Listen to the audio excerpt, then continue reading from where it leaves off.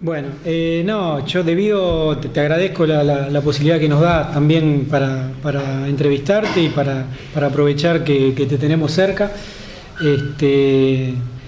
Ya te vuelvo a insistir, es mi primera experiencia en entrevista. A lo mejor puedo llegar a caer de ¿cómo es? De ingenuo o de a lo mejor algunas preguntas más genéricas.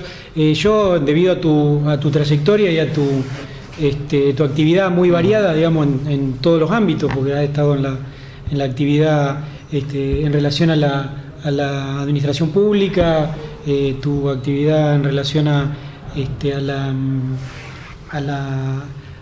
lo académico en la universidad y en forma particular también. No tengo tantas referencias últimamente en cuanto a lo profesional independiente. Supongo que debe ser en relación a también me está absorbiendo un poco, claro, tu condición de funcionario público. Sí, a veces con un poco de pena, pero bueno.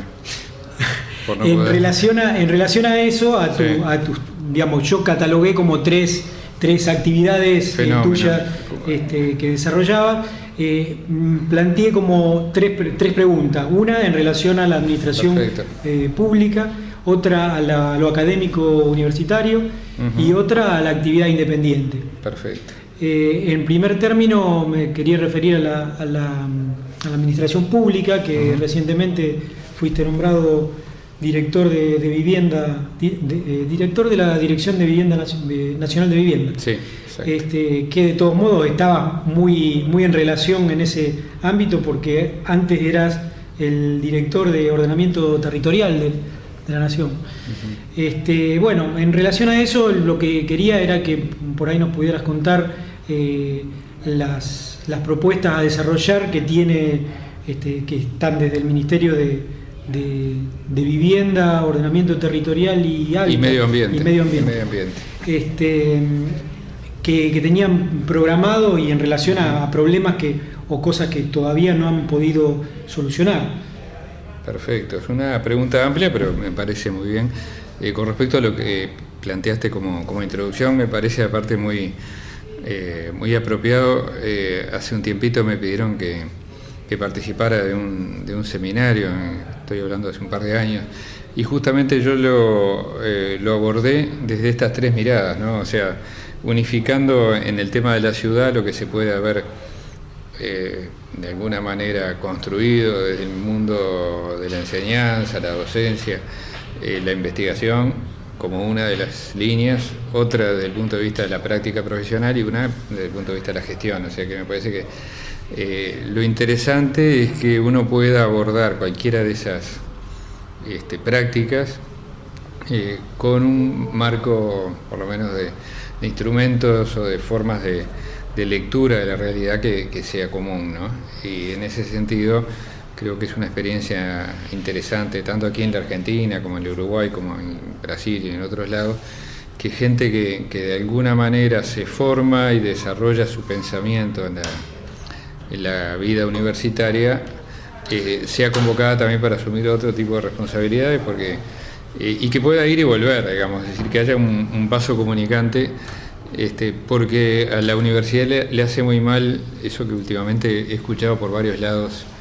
Le han puesto un nombre que me parece muy elocuente, que es la burbuja académica, es decir, encerrarse en una especie de reclusión de cierta pureza o aislamiento con respecto al mundo real, y desde ahí mirar el resto del mundo, ¿no?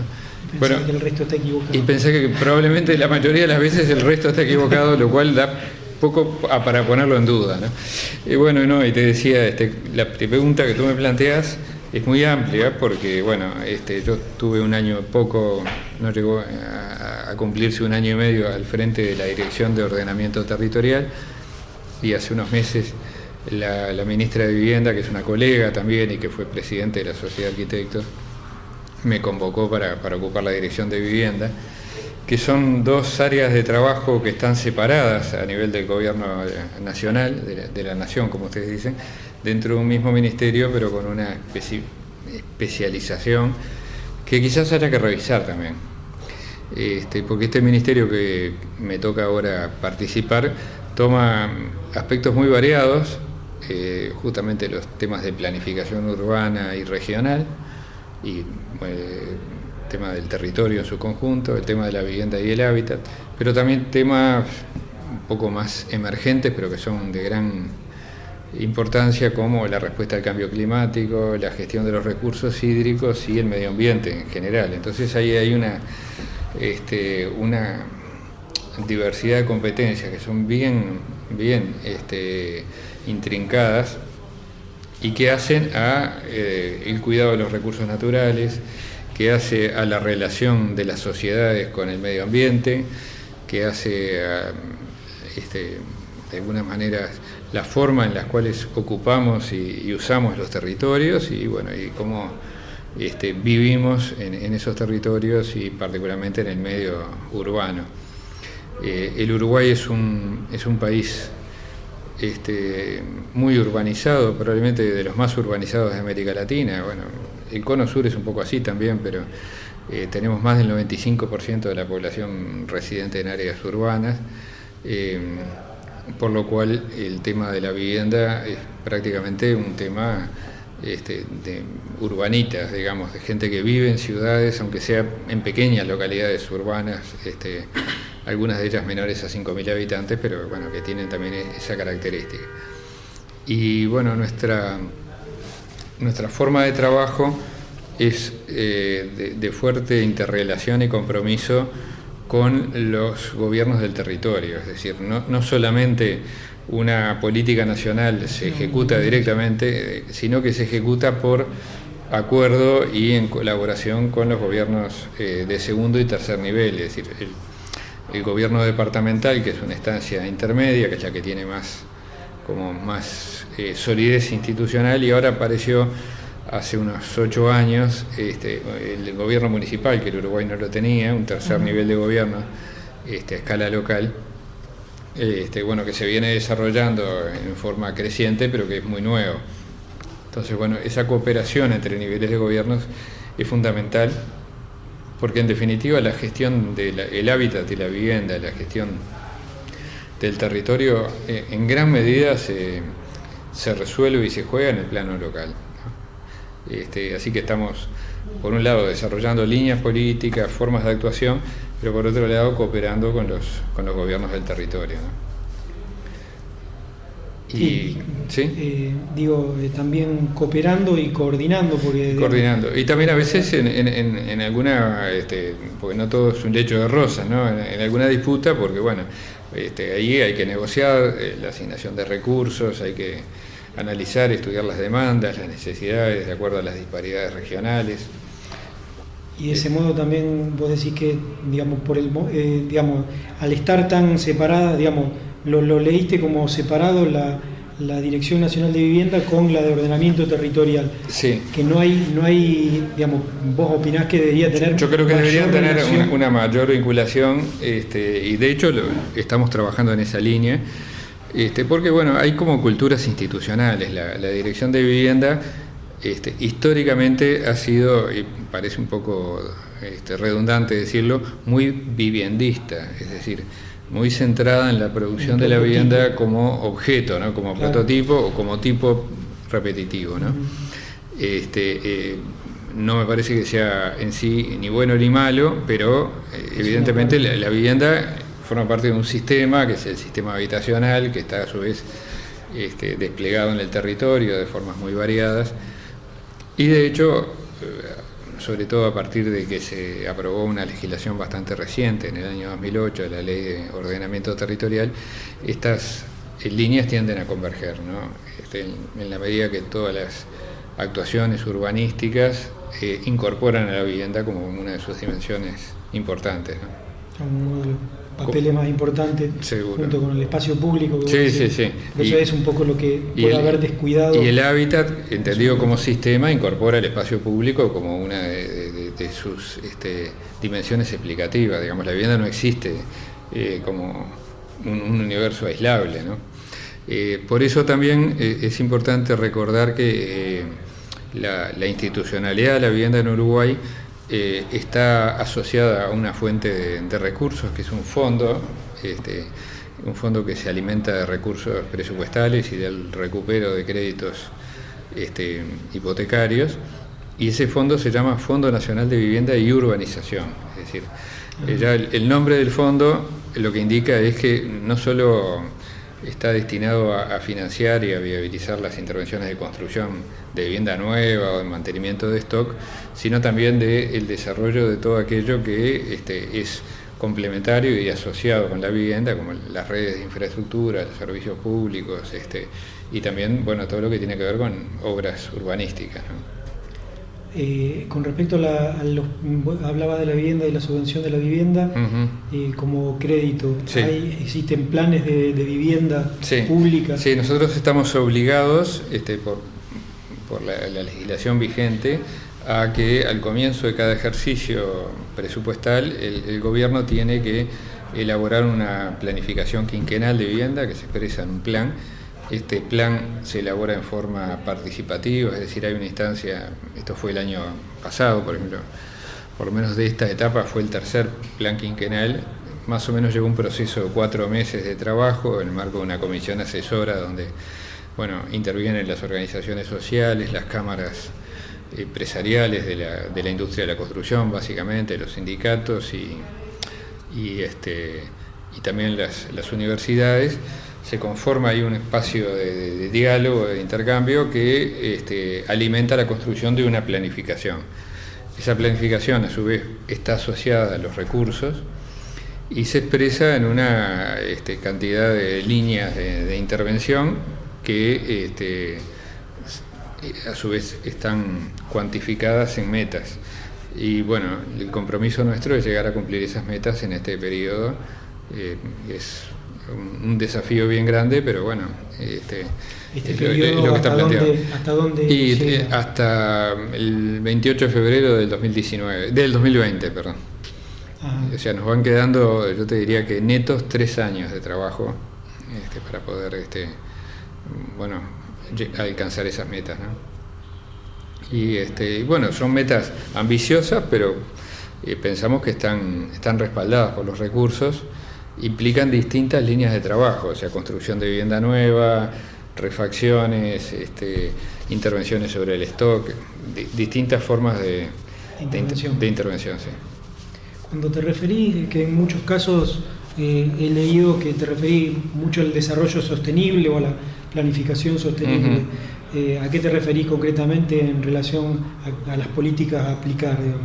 Bueno, yo creo que esto se expresa en las políticas no tanto sectoriales, si se entendiera que la política de vivienda es sectorial, sino en las políticas transversales, como la ambiental o la territorial, en el sentido de que no es posible pensar la sostenibilidad exclusivamente en términos físicos o ambientales, sino también sociales y económicos, ¿no? El concepto de sostenibilidad, que ya está muy, digamos, universalmente asumido. Claro, por eso también apunta a eso y apunta a que, por ejemplo, una sociedad que va generando crecientemente formas de exclusión no es sostenible, porque bueno, puede tener una sostenibilidad económica de cierto ángulo, puede asegurar determinados equilibrios medioambientales, pero a la larga los desequilibrios o las segmentaciones o fragmentaciones sociales son un elemento que contribuye a que el sistema no esté equilibrado y justamente entre en el riesgo de la insustentabilidad. Por eso, desde una perspectiva teórico-conceptual, pero también de una perspectiva práctica, trabajamos para territorios y ciudades heterogéneos e inclusivos. Esto puede parecer un poco una consigna ingenua o romántica, pero pensamos que ese es el camino. Y te pongo algún ejemplo que quizás desde el punto de vista práctico no tenga una significación definitiva o de una significación muy importante, pero que muestra el camino. Hace unos minutos aquí estaban grabando la entrevista a Javier Fernández Castro hablando de la Villa 31, de los problemas de cuando uno regulariza o formaliza un asentamiento precario, una villa, un fragmento de ciudad informal.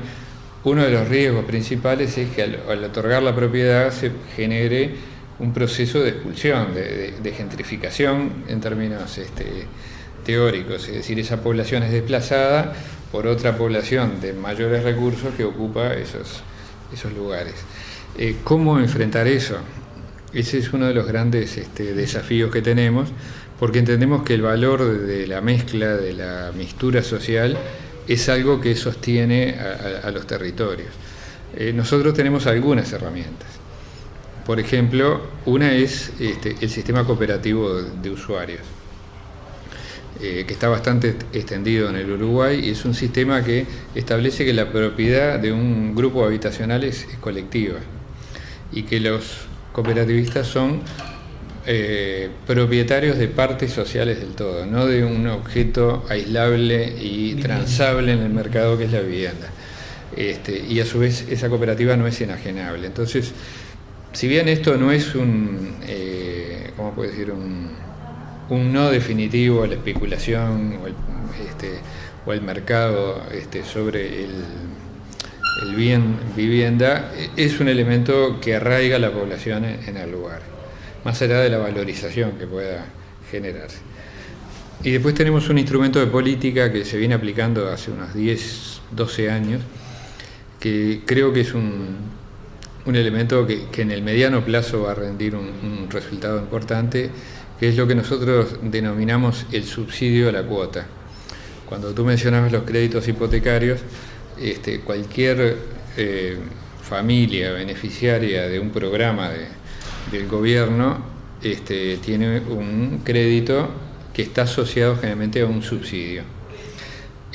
Ese crédito se reintegra normalmente en unos 20, 25 años en cuotas.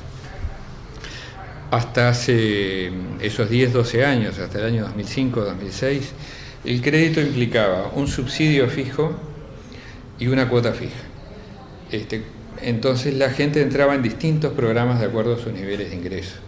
Si tú tenías ingresos bajos, entrabas en lo que se llamaba en aquel momento la franja 1, que era la franja más baja de ingresos, y un producto de menor calidad, menos metraje, menos terminaciones. Después, si tenías ingresos medios bajos, entrabas en lo que se llamaba la franja 2, que tenías un poco más de metraje, un edificio un poco mejor construido. Después estaba la franja 3 y la franja 4.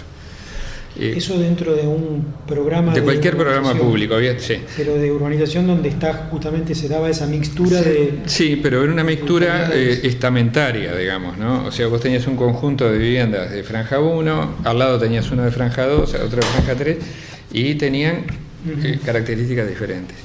Hoy tenemos un reglamento de producto que establece que la vivienda adecuada tiene determinados estándares mínimos. Y el concepto de vivienda adecuada está definido en relación a la composición del núcleo familiar. Eso no se vincula con los ingresos, no sé si me va siguiendo el razonamiento, sino que... ¿Dónde se puso el foco? Se pone el foco en el núcleo familiar. A ese núcleo familiar, obviamente que no estamos llegando a todo, pero cuando se llega a ese núcleo familiar se le entrega una unidad de vivienda adecuada, pero la cuota que tiene que pagar es diferente y se adapta al nivel de ingresos del núcleo, de las personas adultas que lo integran, ¿no? Si es una, dos o más personas adultas, se estudia los ingresos de ese núcleo y la brecha entre la cuota teórica que debería pagar y la que realmente puede pagar es un subsidio que se llama el subsidio a la cuota. Entonces tú puedes tener, por ejemplo, vamos a suponer un edificio de 10 plantas, ¿no? Con 20 apartamentos, 2 por planta. Podrías tener 20 cuotas distintas en el mismo edificio. Es decir, dependiendo del grupo familiar. Dependiendo del grupo familiar. Y ese es un instrumento que permite una mayor heterogeneidad, porque claro, ese subsidio además es revisable cada 2 años, es decir, la persona tiene que presentar sus ingresos periódicamente y puede ser revisable al alza o a la baja. Si mejoró su condición laboral, el subsidio se achica y la cuota le aumenta, o si por ejemplo transitoriamente está desempleado o tiene algún problema de ingresos, el subsidio puede aumentar. ese es un instrumento que lo estamos aplicando y que creemos que es un elemento que ayuda justamente a esa sustentabilidad y a la mixtura, ¿no? Claro. Bueno, para no explayarnos más con la primera pregunta, te voy a la segunda en relación a tu experiencia académica y universitaria, que bueno, creo que no sé qué cargo te faltó pero son unos cuantos años, sí, porque en la universidad, sí. Pero refiriéndome fundamentalmente a tu taller de arquitectura, sí. que también asociándolo con lo que vos decías en relación al salir de la burbuja,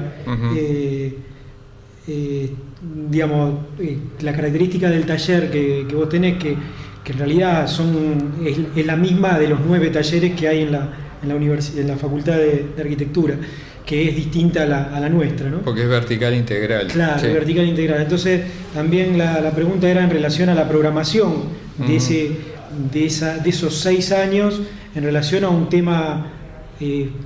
Hay un tema, yo estuve leyendo un poco el programa para el 2016, claro, en relación también a que había un hilo conductor, sí, de todos los años, que a nosotros se nos complica yo participo en una cátedra de proyecto, pero del ciclo básico, es decir, proyectual 1, introducción 1 y 2. Y se nos complica por momentos establecer un hilo conductor para los 3 años, que ahora lo estamos implementando, pero bueno, me imagino, digamos, aparte de tu conocimiento en relación al territorio, cómo armás el programa que integra todo eso. Es muy difícil, o sea, como tú lo decís. Te agradezco que hayas investigado un poco esta propuesta, porque este año nos costó mucho y siempre nos cuesta mucho por temas que son propios de nuestras universidades, ¿no? La universidad pública, que tiene un alto número de estudiantes y además... Esa también es una pregunta, el número de estudiantes. Claro, estamos totalmente identificados con la apertura, la no limitación del ingreso, la gratuidad, y entendemos que es una responsabilidad del Estado asegurar esa posibilidad de acceder y de desarrollar la formación terciaria y universitaria cada vez más jóvenes, por lo cual se trabaja en condiciones muy especiales. Es muy similar a las universidades argentinas, básicamente, que son, se quiere, Uruguay, Argentina, Paraguay probablemente tengan el modelo universitario todavía remanente de la reforma de Córdoba. Yo creo que ya Chile lo perdió hace mucho tiempo y Brasil creo que no lo debe haber tenido, siempre fueran aún las públicas universidades muy elitistas con restricción de ingreso. Por lo cual el trabajar con un alto número de estudiantes y correlativamente también con un número importante de profesores complejiza nuestra preocupación, y me consta que en todas las cátedras es así, es ofrecer una propuesta coherente y con una orientación consistente en todos los niveles.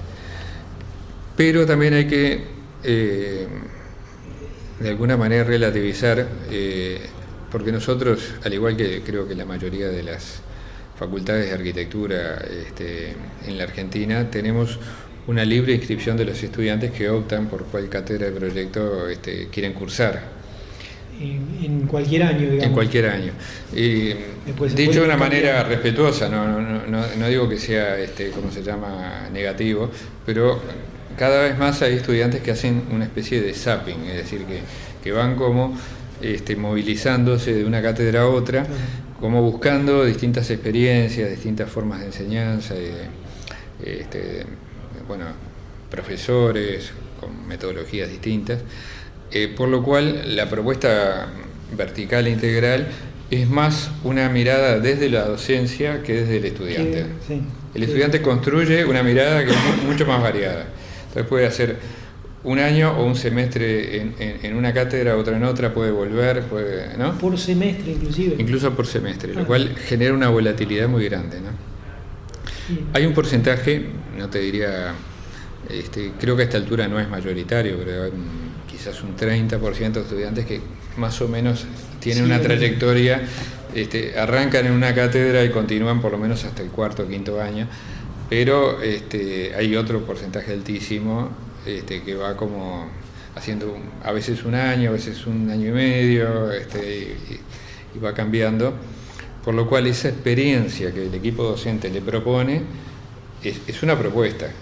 Luego el estudiante la toma parcialmente o ve qué hace, ¿no? O ve otra opción. Sí. Y en relación al número de estudiantes, que vos hablabas de que es una universidad masiva como acá, ¿qué cantidad de alumnos tenés en los 6 años?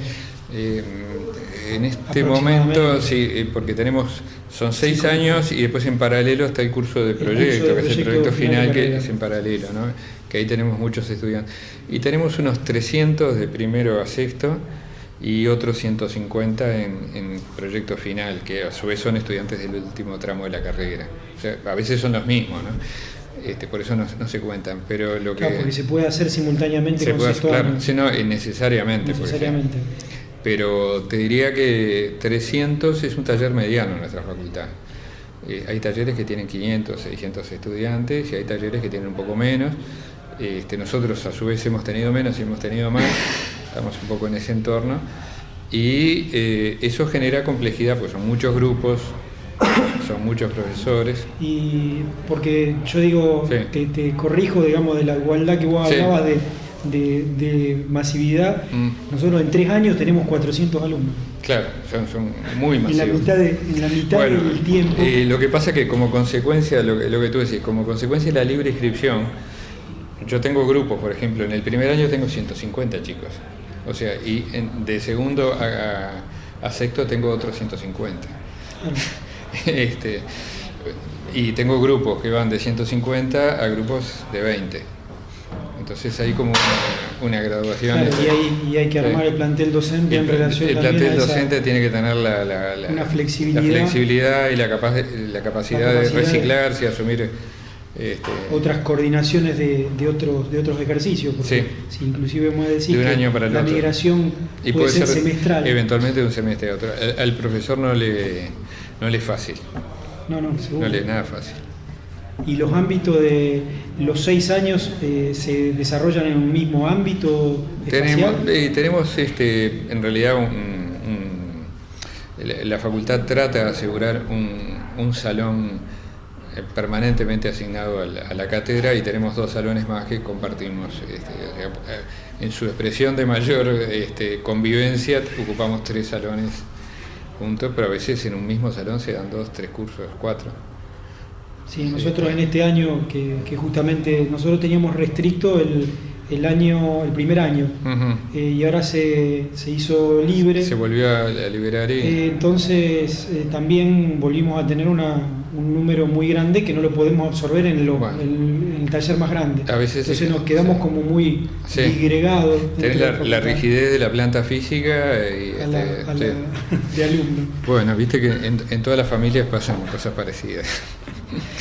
Los problemas son muy parecidos. Para cerrar, con respecto al tema de tu actividad independiente, que algo me anticipaste en relación a la, yo te a la diría actividad que el último año y medio ha tendido a cero, aunque no es cero, pero por razones obvias claro, te ha absorbido más la administración pública y también las cuestiones compatibles, porque claro, además hay incompatibilidades. La incompatibilidad de participar en concursos como lo has hecho a partir de equipos de trabajo, pero tranquilamente podría ser participar de concursos del exterior, digamos. Sí.